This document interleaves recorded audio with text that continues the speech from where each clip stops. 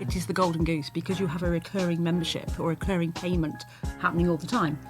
For organisations, that's just gold dust compared to other organisations who have to have a transaction every time. But you also feel like, I've got my community, I know where I'm going to be, I can talk to these people. In the cost of living crisis, when people are going through their budgets, looking at where their money's going, if they don't see the value from a regular contribution that goes out, they're the ones that are going to be primed for, let's cut that. One of the biggest pain points that membership organisations have is retention. Biggest reason why people don't renew, they didn't get round to it. They forgot. Because that's not loyalty. I think sometimes people mistake that, they're still with us as loyalty. No, customers are with you because they haven't found a better option yet.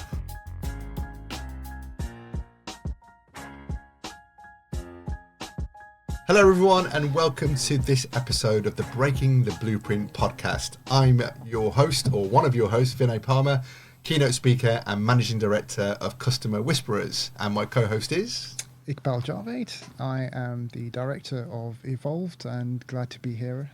Episode 6, I think. Yeah. Episode 6, halfway through our commitment for the year. That's good. That's true. Yeah, we're halfway there. Exactly. So listen, Iqbal, we had a really great show last time with James from Zoom. Talked a lot about metrics, sparked a lot of conversation. We got some great comments and questions coming into us. I think James really kind of shone a light on some really interesting areas, and it definitely sparked some good thought in my network, at least. I don't know, how did you find it? Yeah, it's quite a contentious issue because everybody has a different opinion on metrics and what it means for people within that space, and it definitely, for me, just sparked a load of conversations with lots of customers, and we're always learning from each other. And for me, when working with organizations, it's trying to, as I said in the last episode, it's trying to figure out what can we try and achieve with the data that we've got. The data's all there. Let's just try and figure out what we're trying to achieve as a business. And for me, the big takeaway was, the metrics are the metrics, and we talked a little bit about measuring what's right for your organization.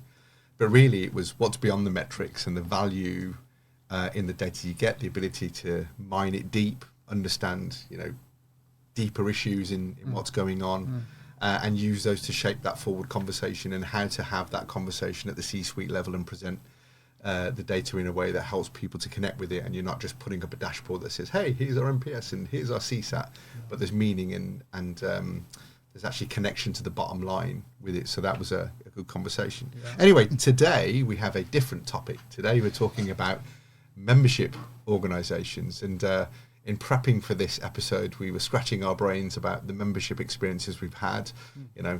I've had the archetypal sign up for a gym in January and then let it run for the year, but only really use it between January and probably the first week of February. But you were sharing an experience that you had with an organisation where you had a subscription membership type thing. Yeah, look, as you say, we all experience it, and you talk about your gym membership lasting till February. That's pretty good. I mean, generally by the end of Jan, I'm done. But I think the one that perhaps many of us have had some experience with the likes of HelloFresh, for example. Being a subscriber, and I've had a pretty good experience with the service and everything else. It got to a point where it just wasn't fitting our lifestyle, just with the way the kids eating at different times and wanting different foods and blah blah blah. Anyway, I won't go into the details, but I think what kind of let me down in the whole process was me disconnecting from the service. They made it bloody painful, made it really difficult, and that's all I remember now. Like, that was a lasting experience with HelloFresh. And now, actually, my wife and I were discussing that we could do with going back to something like that, but we're a bit reluctant to go back to them just because of that. And we spoke about this, the experience that we've had, and that's just one example of, actually, maybe we'll cover this in our topic today, but it's all well and good kind of maintaining good service, but when the customer wants to break up with you, make it as painless as possible, because actually they may want to come back. I mean, I would never encourage anybody to go back to their ex-girlfriend or anything like that, but it's it's always possible. Yeah, it is, and people often forget, a key touch point in the customer experience is the breakup, and they don't pay enough attention to it. because a good breakup can leave a good story, and there's always the possibility of coming back. But even when people break up with your organisation, it's what they tell their friends, family, loved ones, etc., about how the experience was. So anyway, look, before we go off into a tangent about relationships and all that kind of stuff, let's introduce our guest for today. Mel, welcome to the podcast. Would you like to tell our viewers, listeners, who you are, what you do, a bit about your background, and then we'll dive into the topic? Thank you, Vinay. Thank you, Iqbal. Thanks for having me. My name's Mel. I'm the director of Agentic Consulting. We're a brand new consulting firm, but we work specifically with the membership sector. I've done 30 years in membership, from leisure memberships to professionals, charities, all kinds of experience, and have seen all these problems, challenges, and opportunities at the membership sector firsthand. So we are looking at seeing how we can help organisations to bring this customer experience to life with them and look at their whole journey, but using things like AI and new technologies. There's lots of opportunities to take this technology and make it work for the membership organisations. We're hoping to be the translators. We're hoping to help the membership organisations because we speak membership, but help the tech companies to make that connection. Yeah. Well, great. Look, I'm sure we'll get into some really interesting conversations. But I think we'll start off with the first question, is because a lot of people will be familiar with customer experience in a traditional B2C organisation or a B2B. But just help us paint a picture of the membership landscape. What do we mean by membership organisation? A little bit about some of the organisations that work in there, and just give us a bit of a whistle-stop tour of the landscape, if that's okay. So the landscape is broad. You've been talking about HelloFresh and subscriptions from the commercial side. You can go right through to your gym memberships. Most people have a membership of some sort. You may be a member of your professional body, like the Chartered Institute of Marketing or the accountants.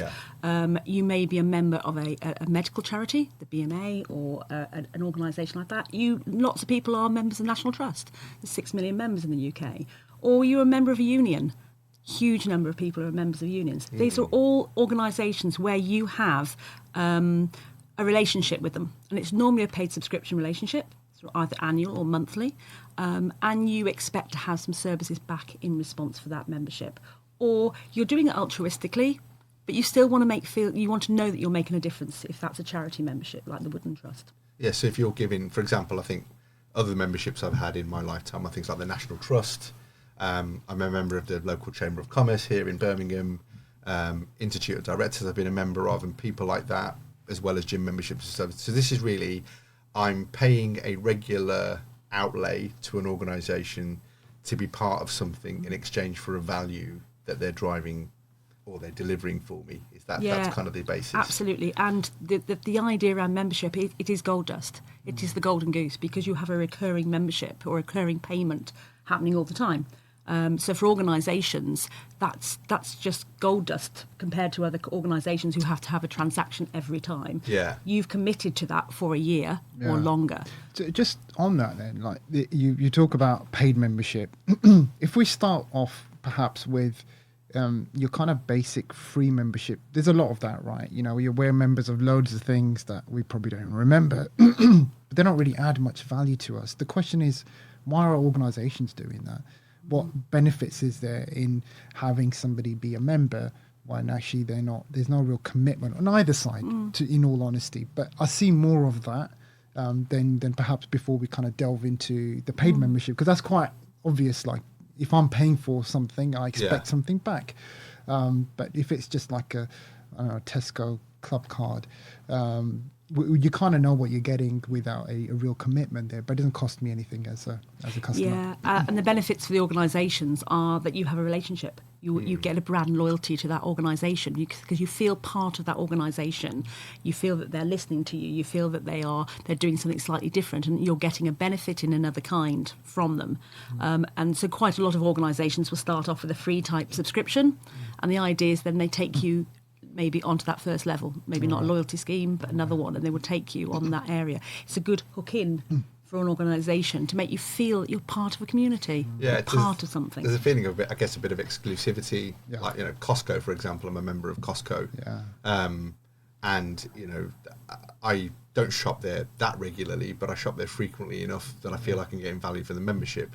But it is, there's a bit of an exclusive club. You're getting, a good deal on some stuff. And there's friction as well, I find, with Costco as an example. Like, to become a member, it's not as, like, you got to go in and you got to queue up, and it's crazy that in this day and age they still, but yet people still do it. It doesn't stop them from becoming a member. Yeah. But presumably they think they're getting that value, they're getting that community, or they're getting an extra discount or a value that's something that somebody else can't have.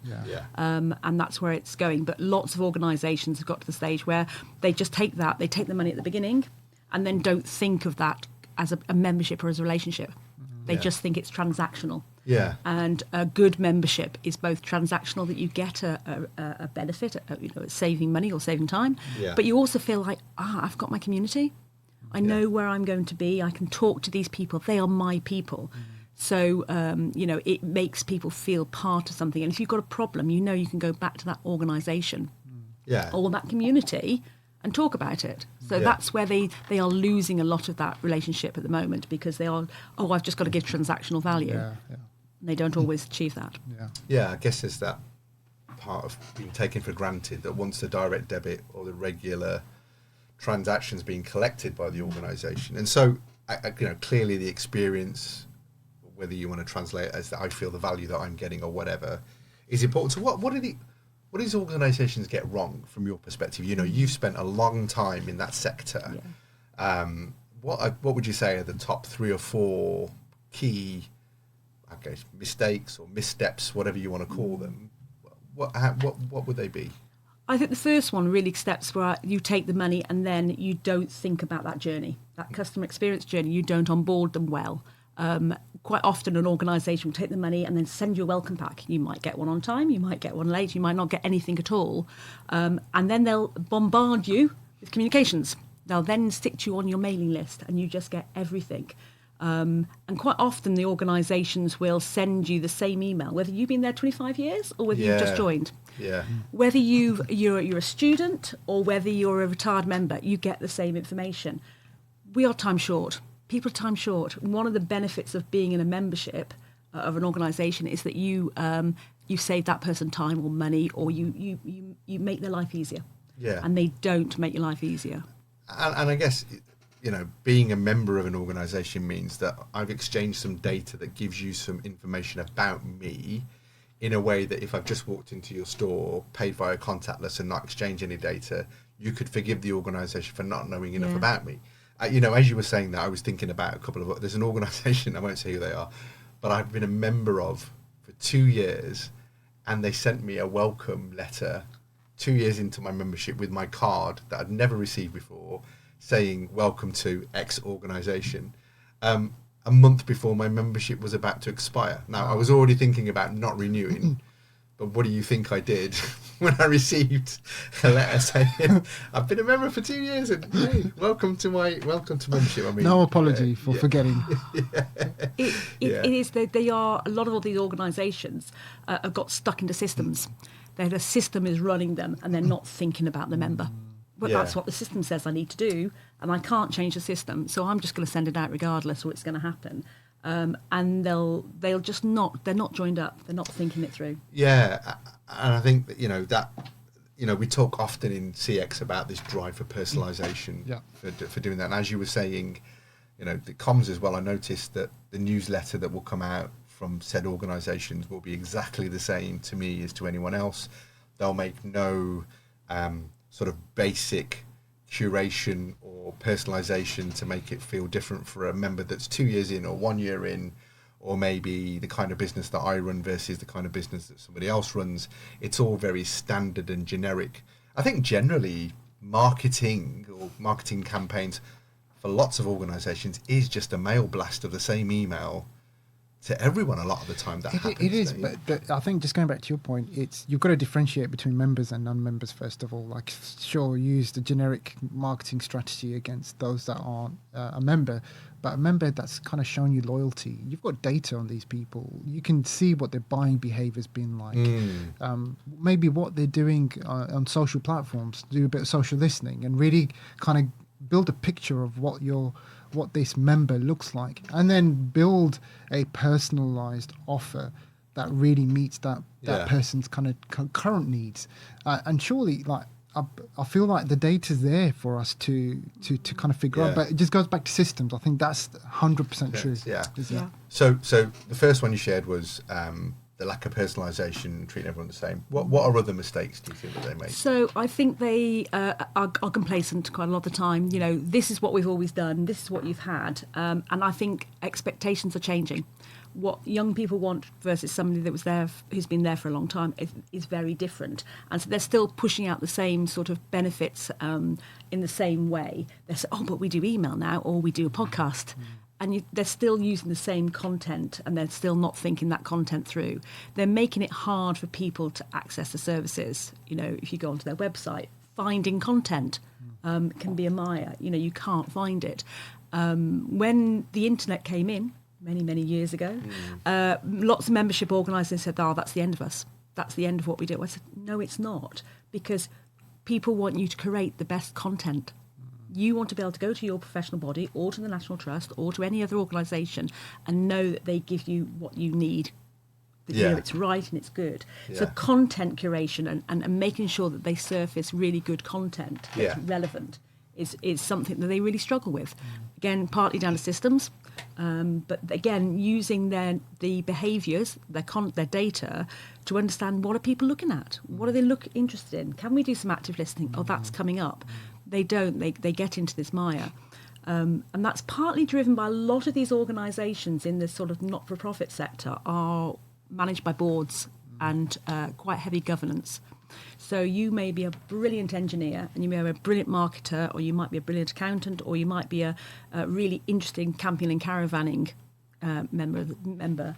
But you don't know how to necessarily run a membership organisation. And they quite often will drive the agenda, because they are quite often the skew. You know, they're the 10% on the end. They're not the 90% in the middle. Yeah. So you get stuck in that rut of just the same thing and not moving the times. Yeah. Okay. So, okay. Anything else? Maybe a third one, just to wrap this bit up, and then we can. Yeah, I think they aren't doing enough with their data. You started off this podcast thinking about data.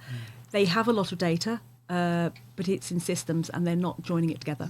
Yeah. So that's one of the biggest challenges from them. It's a challenge for them, for the members. They're not using the knowledge they have to personalise. Yeah. What's interesting about what Mel's saying here is actually, if you take membership out of it and you look at organisations, you know, personalisation, listening to your customers and understanding them. It's the same rule to apply. And using that data to build stronger connection, relationship. The same challenges apply, right? And you know, actually your observation about boards and maybe, you know, in organisations similarly, you have people that think they have a typical customer or typical segment.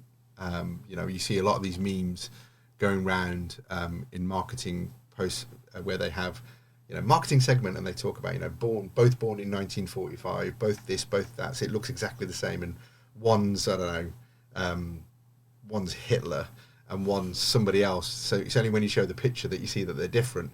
But actually the demographic things, and I think there's that without going off on a tangent.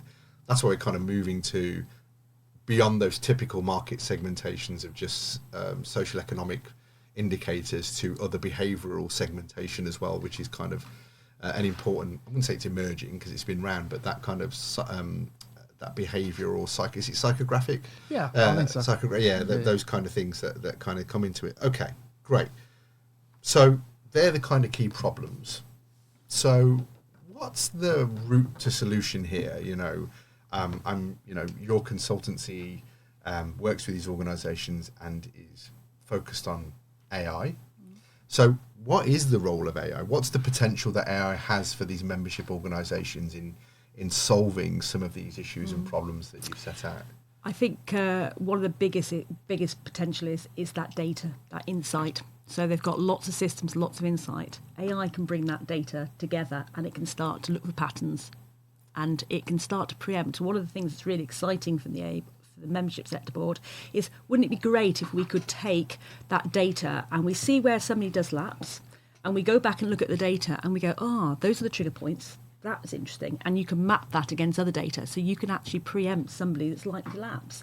So if you're with HelloFresh, you suddenly start to order slightly less, or you extend your period, or it could be with a national trust. You can see that they're not visiting the sites anymore. They're not opening the emails. They're not engaging. Wouldn't that be fantastic that I could actually red flag those members before it happens? So you go, this person's at risk. Can I do something about it? So data and preemptive action is brilliant. Data is a key part of the whole thing. Okay. But then one of the challenges that organisations will often flag up is the data sits in legacy systems. It doesn't talk to anything else. It's not connected in any way. How do you kind of think about that in this context? You're absolutely right. I mean, that's one of the critical problems that the membership organisations, and I'm sure other businesses have as well. So historically, they would have had a membership database, which is really used to transact, would have given you make sure the renewals went out. But now they've got an email database. And so the email information is held there. And the events database is somewhere else. And webinar could be somewhere else. Social listening. You've got lots of different platforms. The really exciting thing around AI and the way data is working now is you don't have to have everything in one place. I worked for one organisation that had one database for everything, whether it was a mug or a woodland or a member, everything was in one database, and it ended up imploding. It just doesn't work. You don't have to use one system. What you need is some clever tech underneath. So either a data layer. So a data layer is really good that it's the brain. It will transact and it will move the information around where it needs it. And lots of organisations now putting data warehousing behind that. So as long as you've got a connection with a membership, you have that connection. You have a membership number where they've logged in to do something, or you've got an email address. You can then start to track that information right across. Yeah, it's like that the golden record. I think I've referred to it as a golden record as a key a unique identifier. That means that if this is my member, everything that happens connects to this number. Exactly that, and I think you're spot on in terms of there is a massive desire to consolidate a lot of the data, but that's going to take time because you've got different systems in place. That's why I'm seeing this with a lot of organisations. They have a strategy around looking at Snowflake or Tableau to try and consolidate and create that layer of data that can be tapped into in any which way. I think what's really exciting is how we can start to build agents, essentially, that can go and access data from wherever. It doesn't matter where it is anymore. And that's why it's changing the landscape for so many software vendors out there, because you've got the ability to just drop an agent in and it will just go and find that data, and then it will trigger some follow-up. So just before we delve into the world of AI agents, because, again, we've got a range of listeners and people that view that are super into AI and understand it, but just for everybody to get us all on the same page, can you just very quickly explain the difference between what we call generative AI and an AI agent? What are we talking about here? So this is an area where it's understanding what your outcome is that you want to get to. So generative AI is getting information together. It's creating that knowledge base that you need, whereas you have an agent who is actually interpreting it and then connecting with your member itself. So we've been looking at using AI to surface data, to learn, do insight.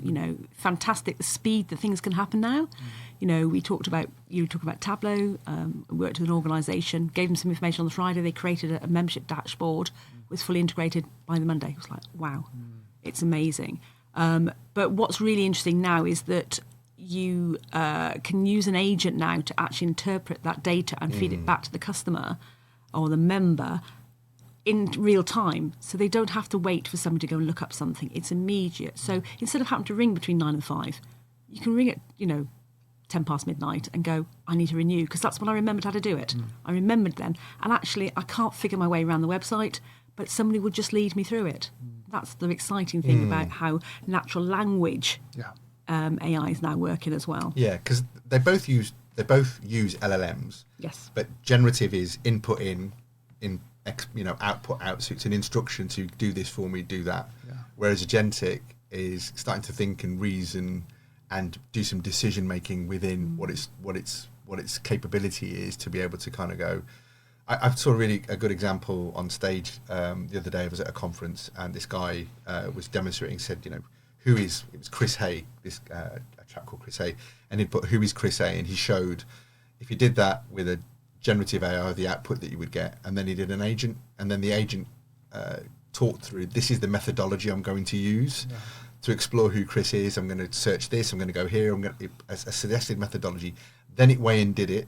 Then it came back with the data, and then it analysed that data, and then came back and it just refined it through a process, which I thought was really interesting. I know this podcast is not necessarily about AI, but you know, that link into how can AI help these organisations in that data space. It feels like taking them beyond the just give me some insights from what's driven to take the insights and do something with it.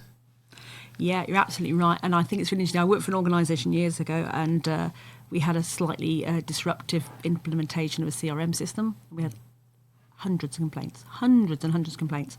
And I looked back on it and I said to them, I need a report on this. I need to know what was going wrong, or how do we fix it?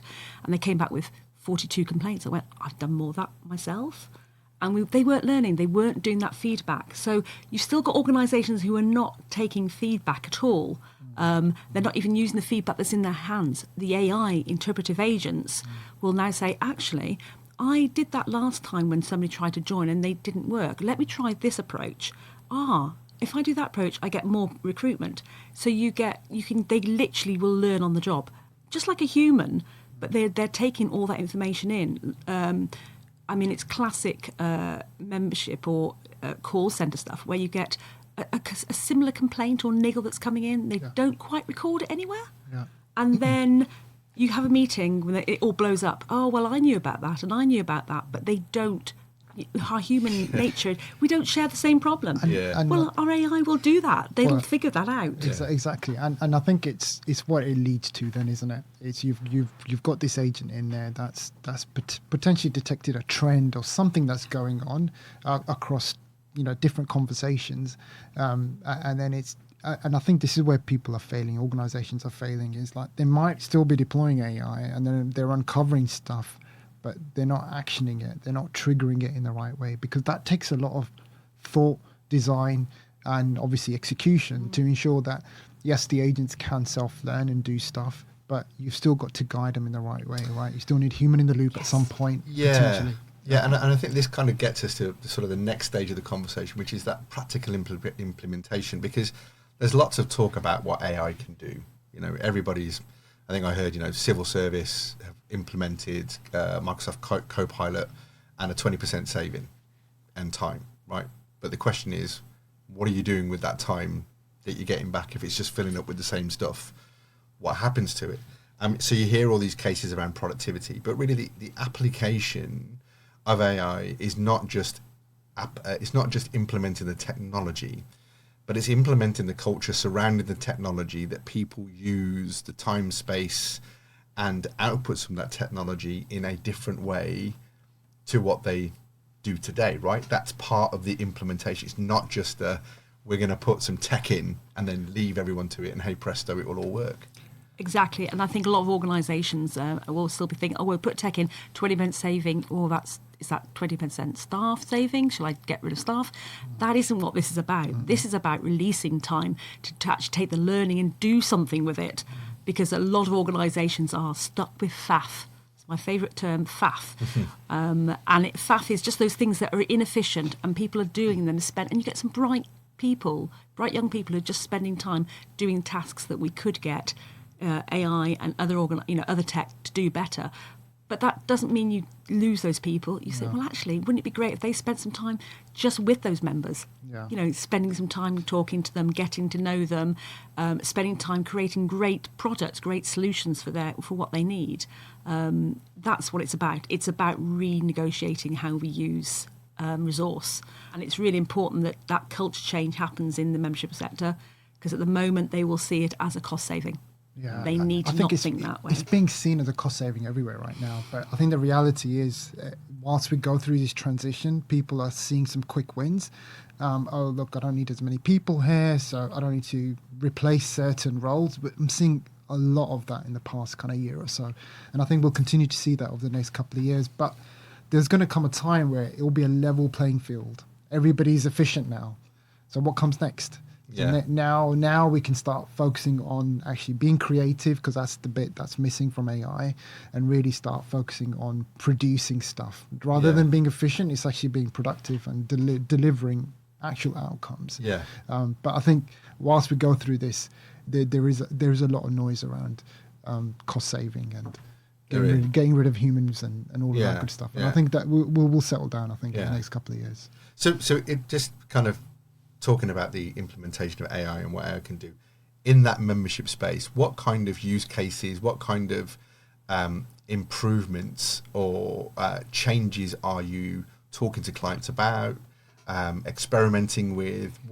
If somebody was to go, yeah, all right, we'll take a look at agentic, we'll put some AI in. What kind of things would you be deploying this technology to do? Yeah, absolutely. I've got a few sort of ideas in terms of things that I would have loved to be able to do when I was at an organisation. So I'm developing Mary the Library Bot. So at the moment, if you go into an organisation and you want to get some data or get some articles or content from there, because you've got a report to do and you just need these stats, or you need to write up some information, wouldn't it be great? You can chat to Mary. Now, that came back to me that I remember in my very early days as a student at the Chartered Institute of Marketing, Cookham Hall. I could ring up the library there and I go, Mary, I need an article on such and such. And she'd go off, she'd find it, photocopy it, and send it to me. Well, why can't we have that today? Why can't we have Mary going in, looking at all the contents, and here's 5 great articles, and actually specifically this paragraph, and this paragraph I think is really relevant to what you're trying to do. That's brilliant. People say, well, I can do that on chat, GPT. You can, but you go out to the World Wide Web. You want to still go into your organisation and know that content's been curated, it's correct. And that's where the actual expertise comes from the membership organisations. But accessing articles is really hard now, in a lot of cases. I think one of the big challenges that some of the charities and the sort of B2C memberships, National Trust, Wooden Trust, Wildlife Trust have, is quite often that their recruitment is very much based on a one-to-one conversation. You've all seen them at shows, little tents, somebody comes up to you with a clipboard. That's really expensive recruitment for them. Wouldn't it be great that you could go on the website and go, oh, hi, you're interested. Where do you live? Oh, you live in Bristol. Brilliant. What are you into? Well, I'm really interested in finding out how to volunteer. And suddenly it would then have the conversation. It would produce some stuff for you. Would you like to know how to sign up? Would you like to sign up now?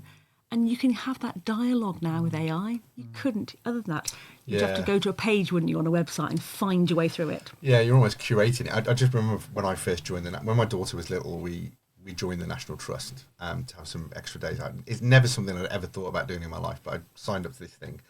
But what I found was I got this really thick book that came through the post, and then I had to thumb through to figure out what ones are closest to me. If I was going somewhere, go and figure out where there might be a particular property. And I was sat there thinking, wouldn't it be great if it would just curate for me in a really simple way? Here are the ones that are closest to you. We recommend starting with this one, and this one. And then, if I was traveling somewhere, I could refer to the site and go, what's closest to where I'm traveling? And it goes, oh, actually, there's one on the way here. So I can see where that would have a really strong application. Yeah. Wouldn't it be great then that your children are really into Henry VIII and they produce a worksheet on the fly for you that they could take around the property? And that's the sort of area that this AI can start to do.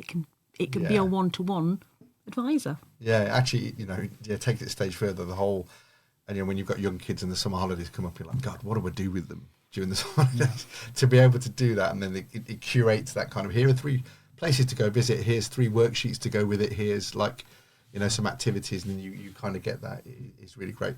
What else what else is AI helping with, or agentic AI helping? So it's definitely helping the data. We've mentioned that, the insight to be able to do that, and hyper-personalised communication. So knowing what's going to happen and knowing what they're interested in, because as you collect that data together, you then go, oh, I know next time they go, they will want the next sheet on Elizabeth I, because they've done Henry VIII, they're going to Elizabeth I.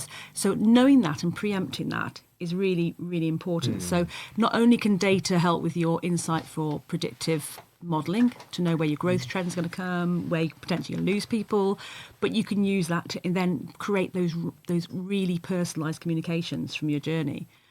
That's really critical around AI. And so thinking, I was just thinking about an example the other day, and I wrote about this on LinkedIn and posted. There's a difference between knowing that somebody's travelled on your aeroplane, your bus, your coach, or whatever, and then knowing that they've had a good or poor experience. Because, you know, sometimes you see this thing, don't you, when, okay, I know your birthday, so I'll send you a happy birthday card or something. That's personalisation, people. In the cost of living crisis, when people are going through their budgets, looking at where their money's going, if they don't see the value from a regular contribution that goes out, they're the ones that are going to be primed for, let's cut that and move on to something else. But if you've got value there, the stickiness, you know, the reluctance to go, oh, I don't really want to get rid of that because we get value from it, is important. It's really interesting because you're absolutely right. So many, you know, members, well, I told them about that when they joined. Yeah, but we've all got very short memories. We're never going to remember that. So please keep reminding members that what value you offer, and also remind them about things that are relevant to them. So lots of organisations. I worked with one organisation many years ago. I said, tell me about what you offer members. Oh, really excited. He went off and got me an A4 page, 2 columns on both sides of all the benefits. I read the first 5 and I ticked off. So there was a lot of benefits, but sometimes there's too many, and you've got to find the right ones for the right people. So that's really important. You know, that's a great point. I was just looking at memberships for the Oval Cricket Ground recently, and they've got literally 12 to 15 different memberships, and each one's got like a long list of features and offers that you get with each membership. And I lost interest halfway through. I was like, this is too much. Yeah. Like, just keep it simple. It should just be 3 tiers. Like, it shouldn't be any more than that, in my view. Or there should be a way that you can input some information about yourself, and it tailors the benefits to what's important to you, right? Because, okay, look, you can have the longest list you like of all the benefits, but at the best of times, probably only 2 or 3 are going to be relevant to you, and maybe at the time of joining. Like, for example, if you had, like, you know, lots of some health companies now include, as part of their membership scheme, include virtual GP appointments, right? So during COVID, that was brilliant because you couldn't get to see a GP, you could do that. Or if you've got young children, that might be more of a benefit. As you see, you can get into the doctor quickly. But for some of us, it might not be that big a benefit because we might not be in a position when we need to have access to a GP at a drop of a hat or something. So within those benefits, it's, again, personalising and learning about your database and learning about your members to go, okay, well, they haven't visited. We know this about them. Let's talk to them about this that seems relevant to their lifestyle, or this that might nudge them into using said membership or whatever. Yeah, it's absolutely that. And I think we're going back to that agentic advisor. You know, if you were talking to a one-to-one salesperson, they'd talk to you and say, yeah, so what's interesting to you? What do you need? And then they'd personalise that conversation back to them. So why not use an agentic bot to do that conversation that could have that same conversation with you online, rather than you having to go to the website with your 15 different categories? Yeah. Why don't they say, well, what are you interested in? Actually, we'd recommend this is the best one for you, and help you to do it. So there's so much we can get technology to help with, but it does need humans. It needs us to think this through and understand what those are, and then use some of that data to, that's really interesting. We thought that was right, but now looking at it, that data's telling us something different. Let's tweak, let's change. Lots of well, that's the membership. We had that like that 25 years ago, and that's what gold membership is. Yeah. We're not changing it. Yeah. They find moving like the Titanic. It's very hard to move sometimes. They need to be more flexible. So Mel, people might be listening to, okay, we get that we've got to use technology. We get that AI is a thing, but there's a fear, isn't there, of, well, how do we do that? Is there, like, I don't know, a step-by-step guide or some key tips that you would give membership organisations or other organisations listening to this, thinking, yeah, we've seen agentic AI, our CTO's spoken about it, or someone went to a conference and came back all excited about it, but how? AI is huge. You know, when people say, oh, yeah, we're using AI, we're using ChatGPT as a virtual assistant. Oh, great. And that's what they can't see the potential of it. Because AI is a bit like, I can't even describe anything that's in the world that we've had like this, but the web. But it's huge. There's lots of applications for using AI. And I think at the moment it's so big and it's so nebulous that people go, I'll just move around it. I'll just avoid it. But we've actually got enough problem with our data, so I can't do anything because I've got to get data sorted. But AI can help with that. So I think what happens is it's going back to my faff list. It's going back and just spending time reviewing and exploring what you're already doing, and just saying, where are your pain points? Where's your pain points? Where you got trouble? Is it the renewals, or is it that you got members that you can't understand what they want and they don't need? One of those challenges. It doesn't matter if it's AI or tech that's solving the problem. You should do a really good review. Where are we now? What's happening in the business? What's good? What's bad? What's a pain point for us? And then take that pain point and then consider a small bit of tech if there is, or it might not be tech. It could be something else, and look at that individually. Because at the moment, everybody's trying to get AI. It's so big. Just take off one little challenge, one pain point that you have, and see if you can apply it. So it could be that actually, joining online on your website is a real pain. Nobody can find the right pages. We get a lot of attrition. Nobody really gets in there, and we're not converting people online. Well, sit back and see if there's a way of using an advisor that can start to have a dialogue with your members, or if it's people going. We're always getting calls, and people can't renew, and they want to renew at 10 o'clock at night, and they can't. Can you make it easy to renew online by using some AI technology that will send a little advisor to the phone? One of the biggest pain points that membership organisations have is obviously retention. Biggest reason why people don't renew, they didn't get round to it. They forgot. So if you're not on direct debit, and we'll talk about some of the issues about automatic renewals in a minute, I'm sure, but if you're not on direct debit, which automatically renews when you don't realise, okay, that's gone through, which is good for membership organisations, not great for engagement. But if you're not, and you're relying on somebody to fill in that paper form, or to actually go on and do something, people forget. They don't get round to it. Yeah, and it's interesting.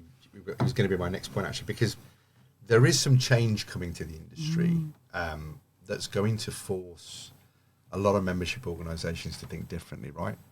It's potentially their GDPR moment. Just tell us a bit more about what's coming down the track. So this year there's been a new act engaged called the DMCC Act, the Digital Marketing Competition and Consumers Act. This has been developed over the last few years, and it's been initiated by some bad practice within maybe membership, but maybe more often the subscription market. Those organisations that have caught you into subscription and you get stuck in it and you can't get out of it. And that's created a great deal of angst around consumers. And so that has got to government, and they are introducing this new act. It was passed this year. It will be implemented next year. The critical things around that is that auto-renewal payments. So whether you're a membership organisation or a subscription business, you will have to have much clearer, transparent renewal and joining processes. You'll have to let people know in a much clearer way that your renewals are coming, and making sure you give people a very easy opportunity to opt out. So you must have opt-in you can online. If you joined online, you need to be able to cancel online without having to ring, fight through different systems. So there's that coming. You'll need to do all kinds of things in terms of the way you produce your offers and making sure they're very much more clearer. Now, the membership sector predominantly does do irregular renewals. And so I think that's less of a worry. But there's also more cooling off periods. So there'll be cooling off periods right at the beginning, which you get with direct debit anyway. But every year you renew, you allow the renewal cooling off period, which isn't currently. That's new, isn't it? That's new. Yeah. So a lot of the bad practices, bad marketing that's been going on will come under the microscope. And there's big fines. They're bigger than GDPR fines. Yeah. So there is a lot. But nobody in the membership sector knows about this.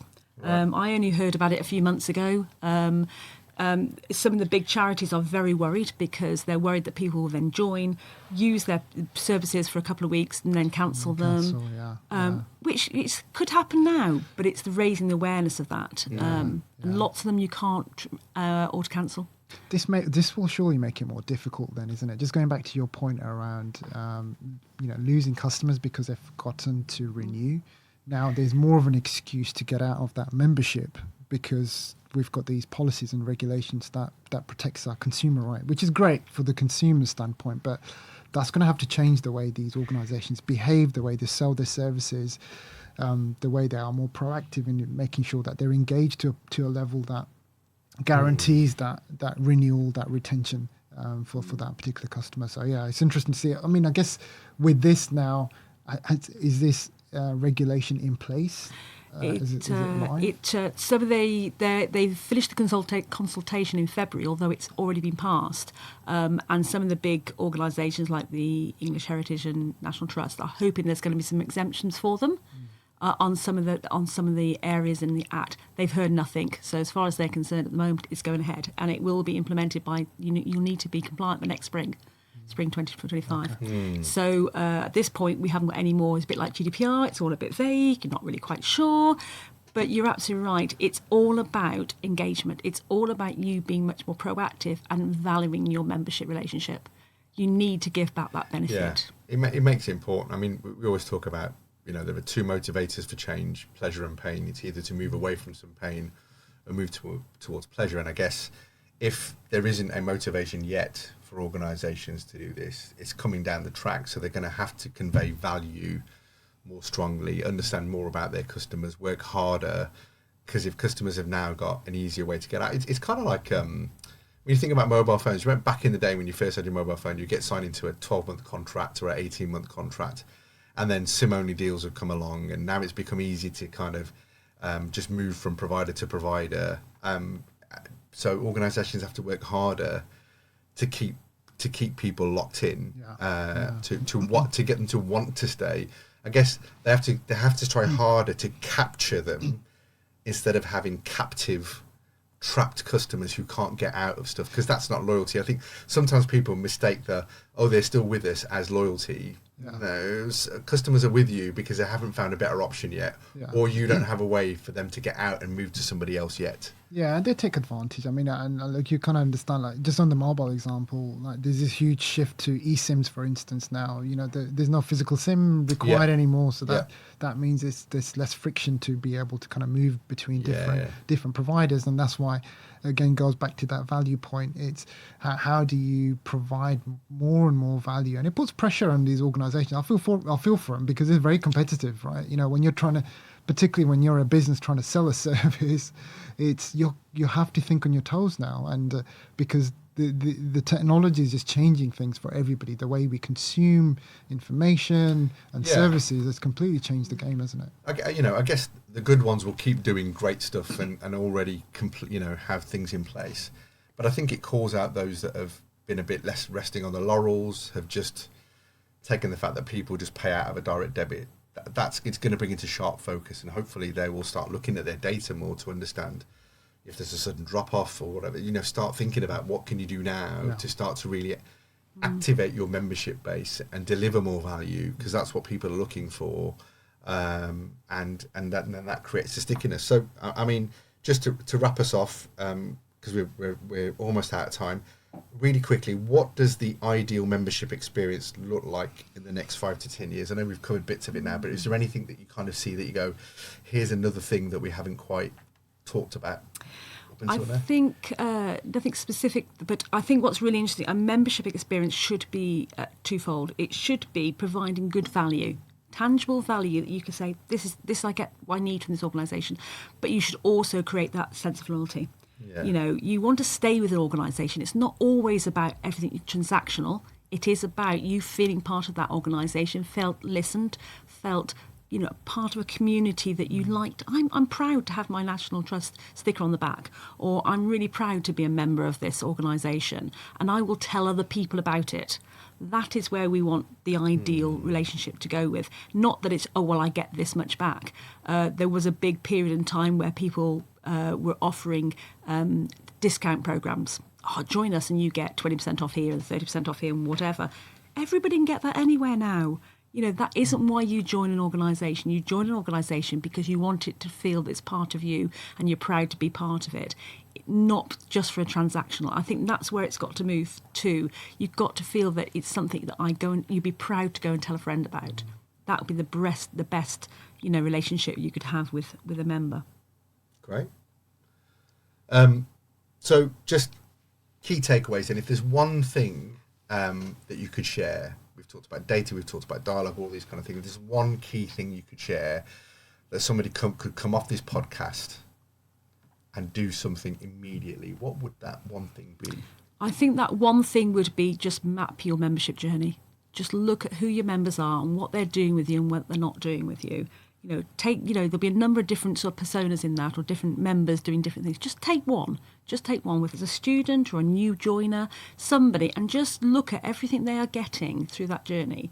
Whether it's tech or not, what is that experience like? When you start looking down and say, they've received 322 emails from us this year, and generally they don't engage with us, and they rang, they had to queue for 10 minutes to get hold of somebody to be able to cancel.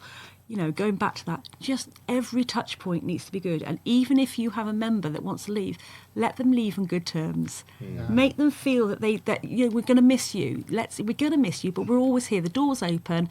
We'd love you to come back, because they will tell other people about a good experience, even if it's when they leave. That is true. And I think for me, in terms of what I've learned, is one of the key things where I think organisations can make a difference is just going back to your point around dialogue. Is having an established dialogue with your member.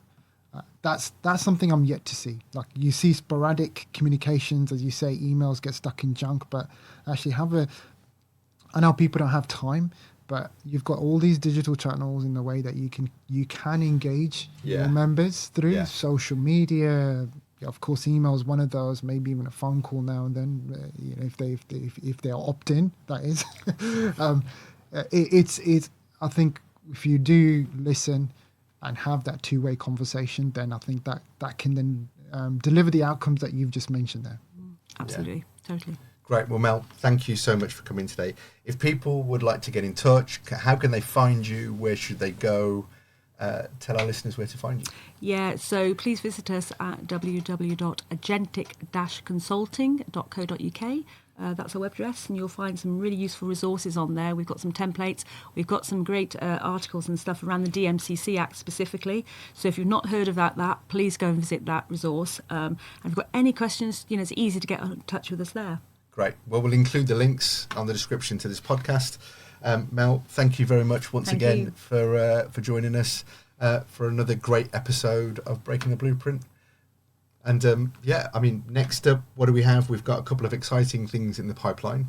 Won't reveal that just yet, because we're working on some really interesting conversations. But until the next time, don't forget to subscribe. Sorry, don't forget to subscribe. Exactly. I need to get this game together. Need to be a pro podcaster. Don't forget to subscribe, share, tell your friends. If you've enjoyed this podcast, please send us your questions, comments, and until the next time, we'll speak to you soon. Thank you.